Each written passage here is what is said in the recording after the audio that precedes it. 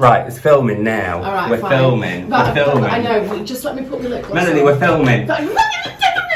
Hi and welcome to the Frank Book Club. I'm Simon Savidge. And I'm Melanie Sykes. And today we're talking about Hungry by Grace Dent, which is her memoir of her life growing up in the north of England and how she came to be the person she is, as well as kind of a look at her family life, her love of food, and her dad particularly. Yeah, I think it really focuses on. Very much so, definitely towards the end of the book. But yeah, dad is a big strong line throughout, isn't it? It is. Before we chat about it, we are in the Magenta restaurant because the book club we wanted to go to couldn't do today because of the pingdemic.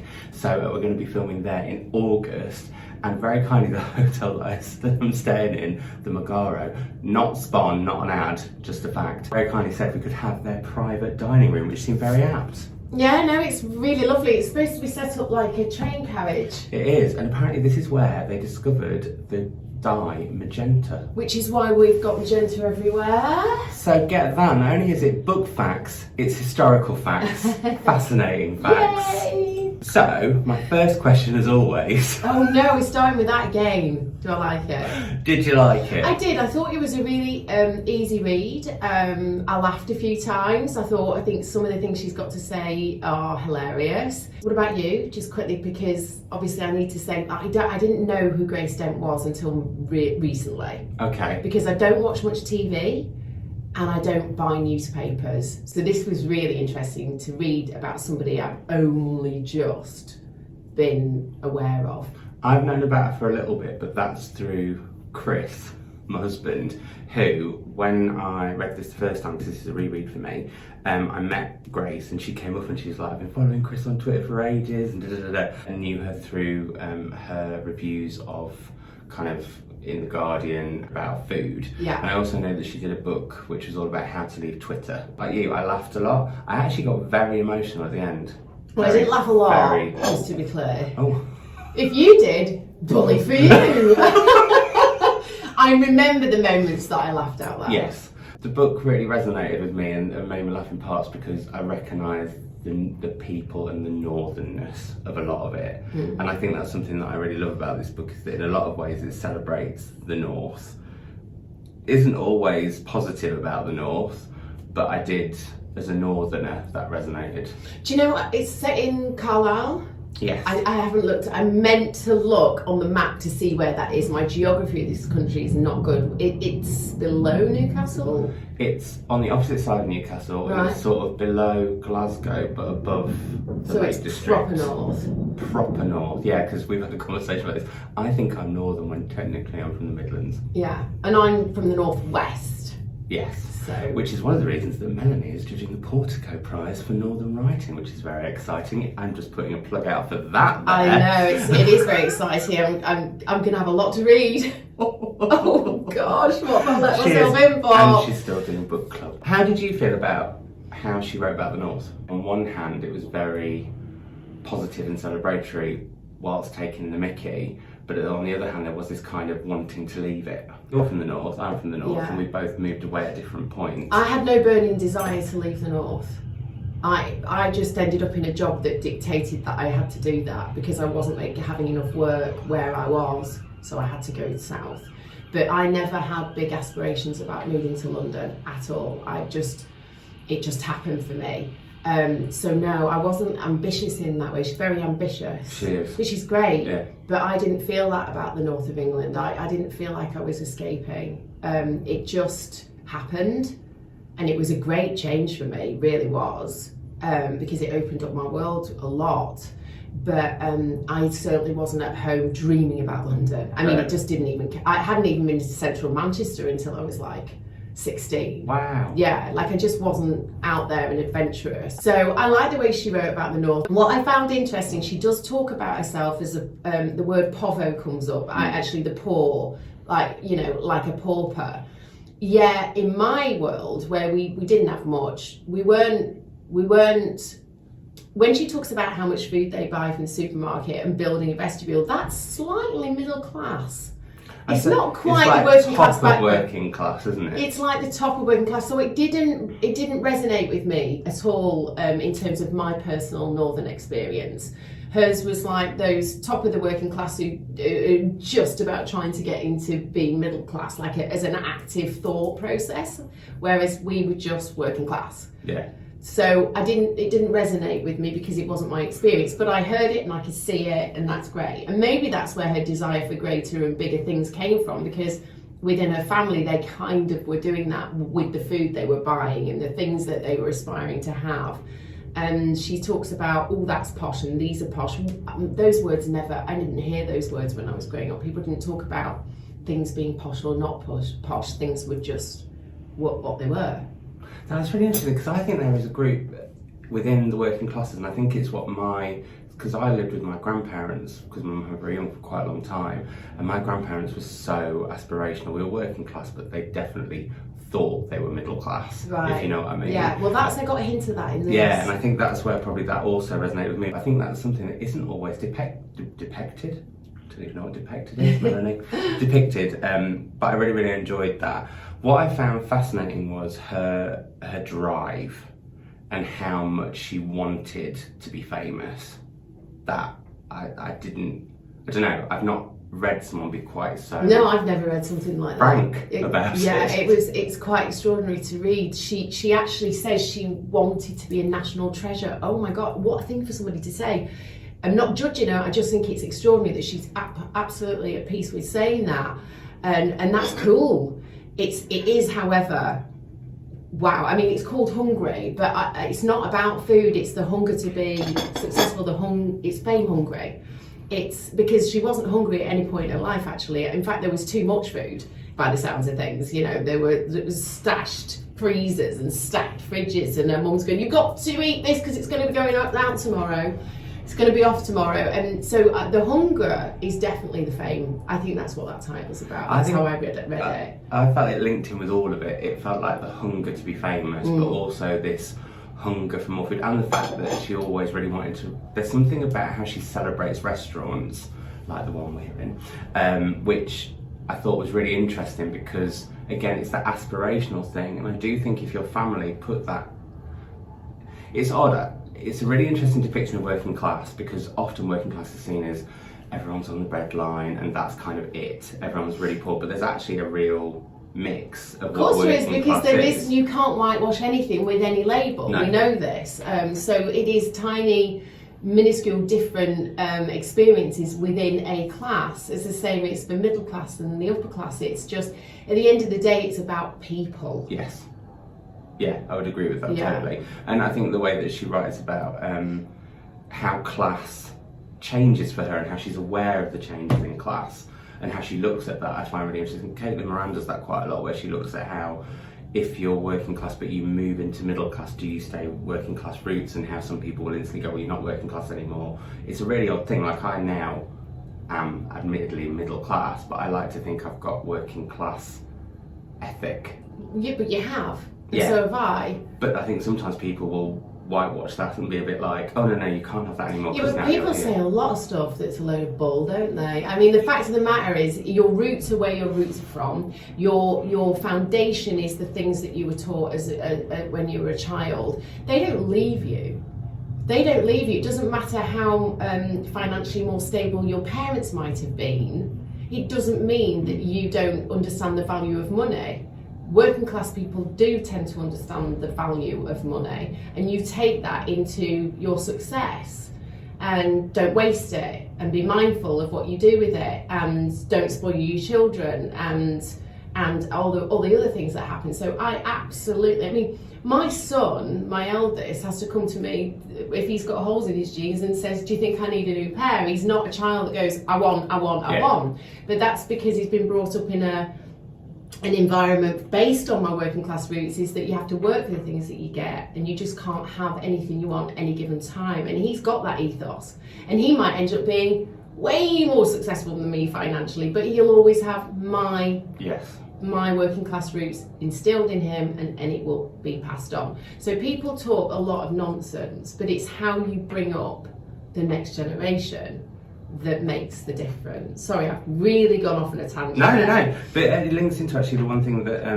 Grace does talk about, which is money. She's what I really like about it is she's very open about all of it, and what it is like as she becomes famous, what it is like as she earns more money, and how addictive that can be, but also how she very, very strongly states, people say money makes you happy. That's not true. It makes things easier. I do think people always think that if people have got a lot of money, life must just be joyously happy all the time, no problems.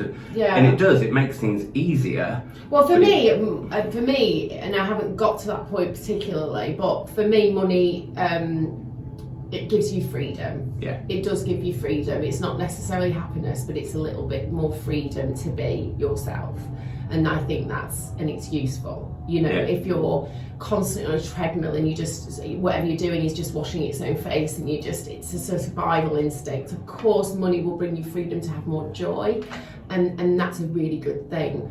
But we know money doesn't bring you happiness. No. This is an age-old quote, and it takes her 2/3 of the way through the book to say it. For me, it wasn't a big reveal because I know that.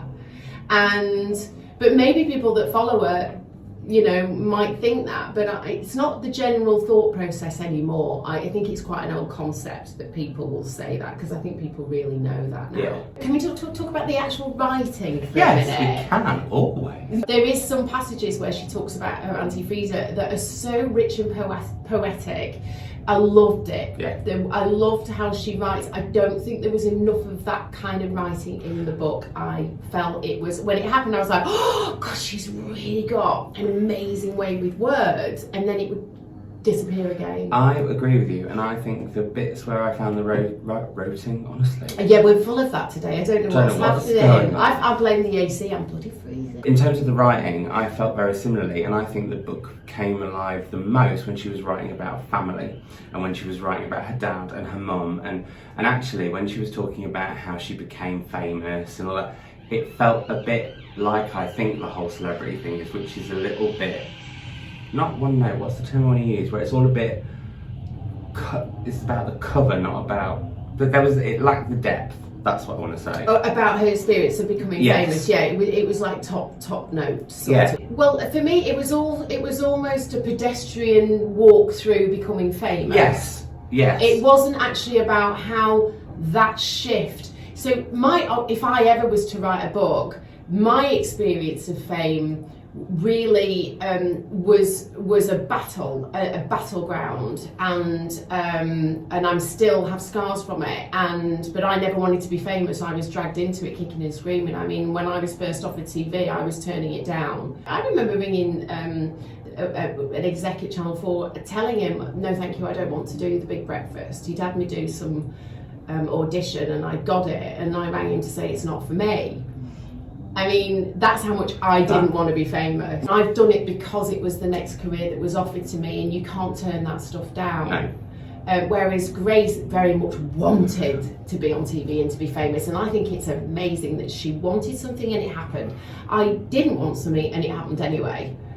That's really interesting, because I find, like, and I don't think I'm famous anyway, but in terms of like doing TV stuff, I've fallen into that. That was never, although people might say, you started a YouTube channel. It's different. Can't speak. Don't worry about it. You started a YouTube channel, so you must have wanted to be famous. No, but that wasn't it at all. No, you want to share some information and joy around books. Yeah. And that's different. So happened to get me into that career. So yeah. I found her drive really, really interesting, because that has never been my case. That said, now I do it, I really enjoy it. Yeah. And I like talking about books. I love meeting people. I love like art. You know what I mean? But you found your niche. I was in TV doing things that weren't particularly good for me. I mean, actually, anyway, we're going to be talking about us. Let's not talk about us. Let's talk about Grace. We can't help talk about us though, because I think when you read a book, you bring you to it when you're reading, because there is a dialogue technically between me and Grace when I'm reading it, just like it is with you and Grace when you're reading it. Yeah. And there's definitely, me and Grace are a similar age. I think I'm older than Grace, maybe by a year or two. I'm not sure. Please forgive me, Grace, if I'm like way older than you.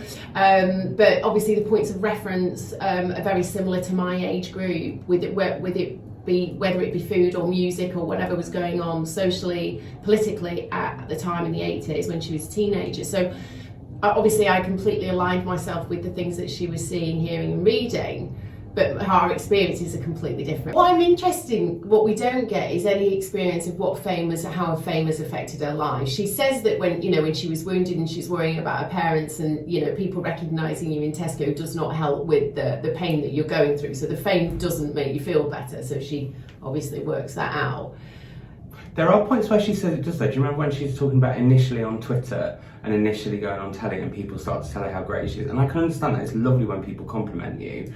But I think she doesn't then talk about how that can get to an extreme or the perils almost, which is interesting because she did a book about leaving Twitter. So she obviously tapped into that. Maybe she got all of that out in that book. Maybe she did and we just haven't read it exactly. But my thought was maybe because she's from a journalistic background and she's in bed with the publications that are toxic to me, she has a different experience because people don't wipe the floor with her as much as they would do me because she's actually in bed with that lot.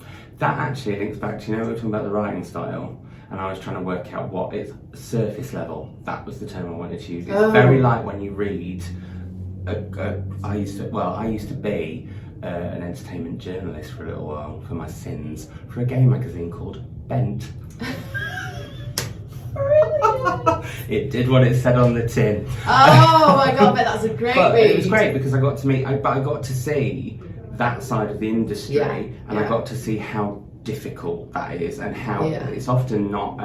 People say that famous people have airs and graces, but actually it can be the people around them that can be the tricky bit. So that was quite interesting to see. So therefore, usually people that say that people have got airs and graces are people that haven't met famous people, because famous people are just bloody people. Exactly. Oh my god, when do people understand that? I don't understand why. But I think sometimes people around that person can feed off their fame. I've really noticed that. Can I tell you something that just happened to me recently on filming? A sound guy was putting the sound pack on me and a girl was doing it. Both these two young people were miking me up and I was like, sorry guys, why are you both doing it? Are you like on work experience, like you need to learn how to do it? And they said, no, we've been told that you'd rather have two people put your mic on. I went, the truth is, I don't need either of you to put my mic on. I've been micing myself up for 25 years. So wherever that came from was not me. And those things that seep in make you sound like a right dickhead. And it never came from me. It's actually, I always say to sound people, just give it to me, I'll sort it out. Going back to, what we wanted to talk about was one of the other massive influences in the book, which is her dad. Yes. And that clearly is like a huge part of the book, and how when she's younger he's keeping so much from her. Like she has siblings that she's never met that he sort of literally left. How did you find the writing about her dad? Because that again, like we were talking about with her auntie, really came alive for me. Yeah, but it wasn't as beautiful and poetic as she wrote about her auntie. So there's something about her auntie that brought out the novelist in her, for sure. But yeah, when she talked about her dad, she was very, very matter of fact in the language about him. It was obviously written with a great deal of love and care, and she didn't want to see the bad in him. Not that he's bad, he's just, like we always say, there's no bad people, they're just traumatised people. Yeah. So she every time this came up about him having another family and stuff, she didn't want to believe it. She treads carefully around her father a lot, I feel, but it's all also done with a great deal of love. Yeah. But in a matter of fact way. Does that ring true? I found it more detailed than her journey of becoming it was famous. Yes. It was more and also I thought the way that she looked at two things, the two Ds as I described it. So she looked at his diabetes, which again is really interesting in looking at food as a general thing. It's something I'm obviously quite aware of, being on myself. Dreadful diabetic, but I'm rubbish with the rules and stuff. And there's one point where I did laugh where her dad uses metformin as like a way of getting away with having a super sugary day. I've done that before. And it's the drug basically that monitors your sugar, but if you have a few days where you don't have very much and then you go on a binge, you can double your total. Anyway. Well, my only relation into that is that I'm allergic to apples, and sometimes if I'm desperately wanting an apple, I have to take an antihistamine in order to have the apple. And that's about as mild as I get with abusing drugs. Just to be clear. Yeah, metformin is as mild as I get. Just and I'm very lucky to get it on the NHS. she debunks some of the myths around diabetes, like it isn't a great condition to have, but it's certainly not what it was, and you aren't likely to lose your feet, which is the common thing, and all of that kind of stuff. But I just thought it was fascinating about how it was a lot of Hungary is this real celebration of food, but she also talks about the pitfalls of food, both in terms of that and also actually later on her own body image. Towards the end, when she talks about how, isn't she being dressed up as like a giant Christmas pudding or something? And I thought it was just really interesting how she was like, she hadn't thought about how much she loved food, and then when she was doing that, which is because she's a food critic, she then started having to criticise herself, which then changed her relationship with food slightly, which all got very meta for me. The way I saw it was, she's just being a woman, and women do worry about their weight quite a bit, and women do fluctuate a lot. They just do. We do, I think. And I think that she was in a home that was eating a lot of stuff like chicken liver pate, and her mum was going mad at what Asda was it when they'd opened the Asda. So she was obviously around food. Do you know what's really, can I just say, I didn't hear a joy about food at all throughout the entire book. I did. Did you? I got, like, especially at the beginning, Christmas dinner and the joy of Christmas dinner, and how that's such a special, and I think that was the bit that also really resonated with me in the book, just remembering Christmas and how important that final-ish Christmas dinner was. Yeah, I got that. Also, I loved the bit where they're going through the aisles and they do the oops shelf, and it's like her dad, when he's got dementia, it becomes a joke between them about what they're going to eat. But yeah, I think it was all the celebration of how mad the food industry can be and how crazy, and like when she talks about whelks in jam, and I mean she also talks about the awful things like foie gras and how awful that is as a food substance because of what they do to the animals. It's a shame, it's so delicious though. I used to eat it, and I've had I it once and it was delicious, but I felt awful for a few days afterwards for the bird.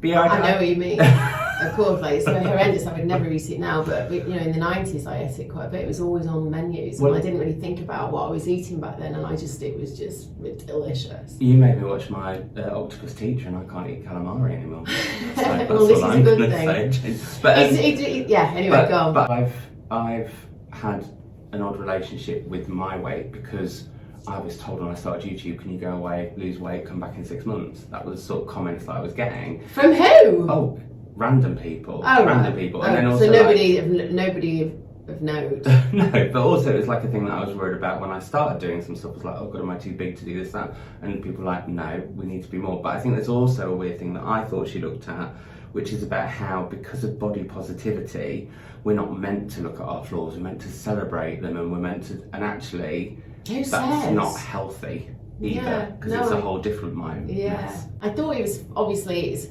but it's age old to make fun of fine dining and this in aspic and all that. It's kind of age old. Comedians have been writing about that stuff forever, haven't they? About what's on your plate, and how starving you are after you've been to like a 5-star thing, and you've got to go and get a bloody burger on the way home.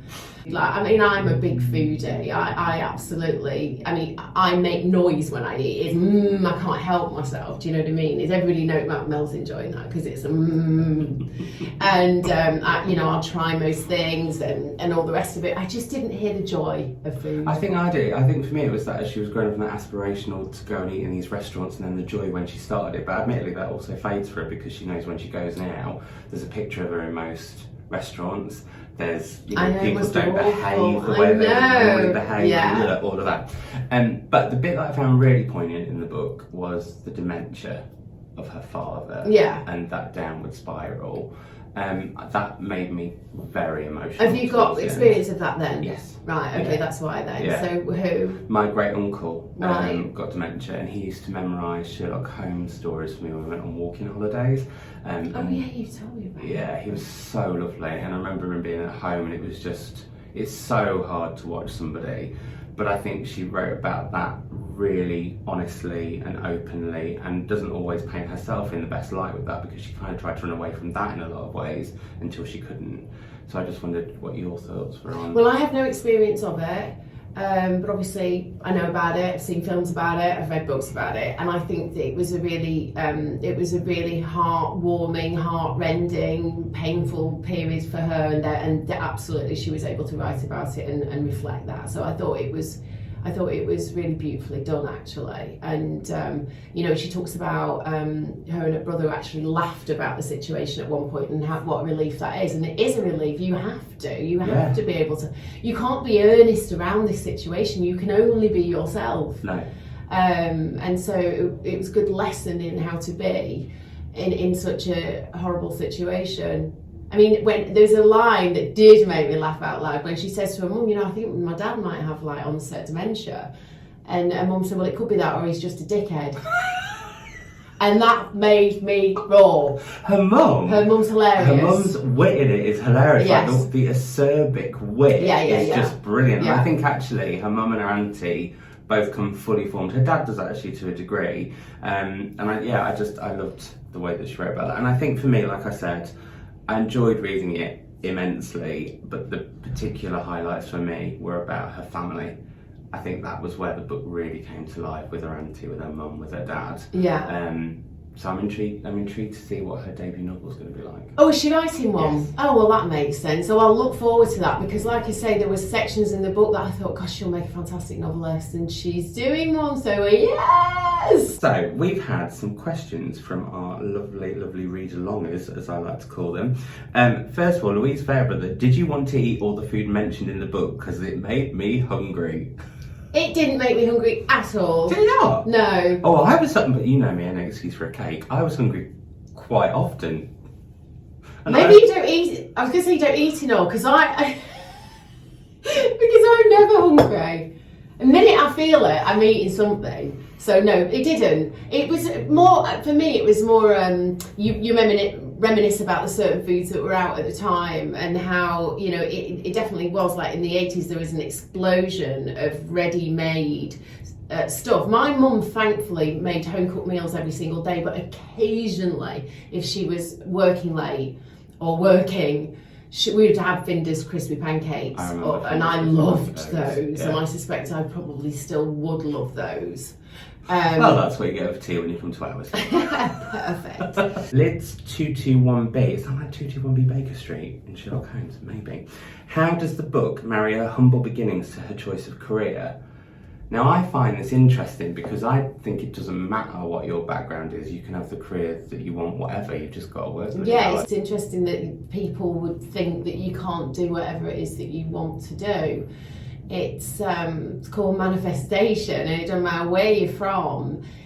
If you know what you want, you can get it. Yeah. Nothing really stops you. So it's not a case of marrying the two. It's a journey, it's a trajectory, it's a decision that's fulfilled, and anybody can do that. It's whether you tap into that reality or not. I do think there's that thing where it's almost like, people are always shocked when I say, oh, I didn't do my A-levels.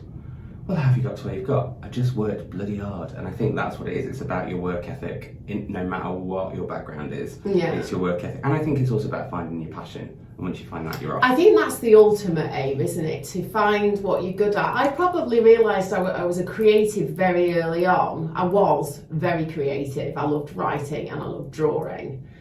But nobody encouraged that side of me. It's only now that I'm tapping back into it, and that's why everything's working well, because I'm doing what I was born to do. Yeah. And so, and I also was a right chatterbox as well, and still am. So again, that was shut up Sykes and do your maths is not me. I still can't shut up and I still can't do maths. Well, I will agree. For me, it's a way of comment. I was often shut up, Savidge, do your maths. Like, get on with it. I'm like, I don't understand maths or science. I just want to write something or... Yeah. So it's a case of, yes, your class, it has no boundaries. And I have the same it's thing just with luck. I don't really believe in... I think that you can be lucky, but I think a lot of it, when people say, well, you're so lucky, I'm like, no, You work hard. Work really hard. It's all about how you work hard. Yeah, That doesn't yeah. mean necessarily being academic. It's just about working. Yeah, being people a say that grafter. to me. People do say that. Well, it's all right for you because you're just looking at what? I have to make shit happen, man. You don't think you'll just land on my lap. It's literally like I have to see it in order to get it, and I find a way. And also, you might get one lucky break, but you have to then work really hard to keep that. Yeah, but the lucky going. break only arrives because you're ready for Yeah. it.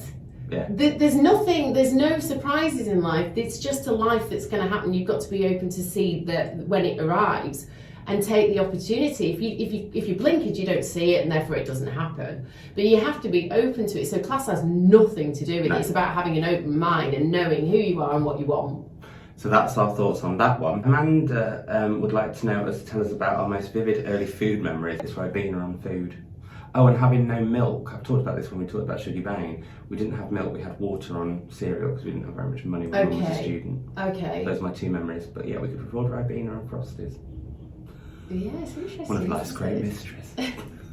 Food-wise, I guess my grandparents were really influential on my food taste because they only ate Indian food and they only cooked Indian food. So I've been eating Indian food since I can remember.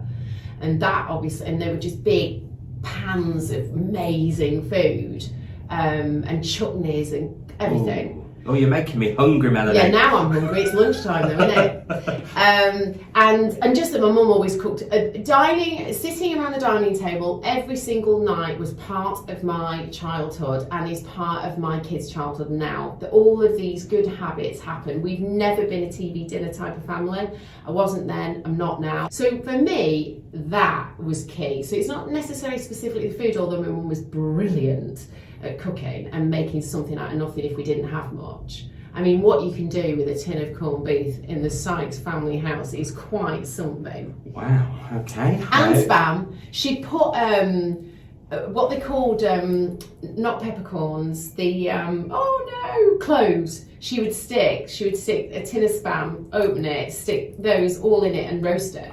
Wow. And it was yummy. And that was only when my dad was on short time and we didn't have much, but God, that was a delicious dinner.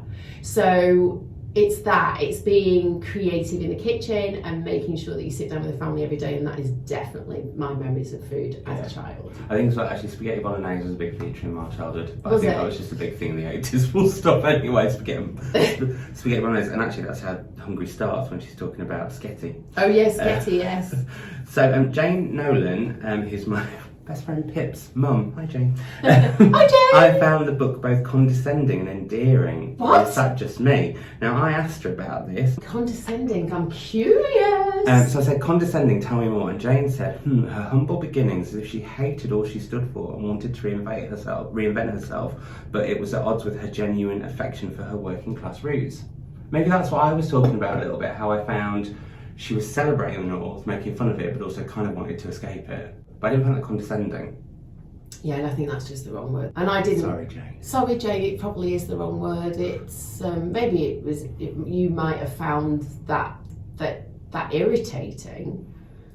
Yeah. But it's not condescending. Grace is only telling us her experience. It doesn't have to be yours. You don't have to align yourself with it. It just is what it is. Isn't it interesting? Everybody reads things in a different way, but for me, it was just it's a story of events. And it's okay. I won't live back up north because my life is here. Doesn't mean I don't love the north. Yeah. I love my childhood village, town rather. I love the rolling countryside and the people, but I've been 30 odd years away from it. So this is my home now, and I'll probably leave London as well because it's fine to move around this world. We're global, man. I still take the North with me. I mean, I'm back in the North now, but when I wasn't and I was down here, I still have the North in me. Of course you are, because it's your roots. It's the same thing as we talked about before. I remember somebody saying, Liam Gallagher, another one of those Northerners that's disappeared to the north, disappeared down to London, Yeah. What Northerners can't travel the world and We're live not and allowed to experience? migrate. It's very like class though. People don't like the migration of class either, and it's like that. Well, you can't be working class.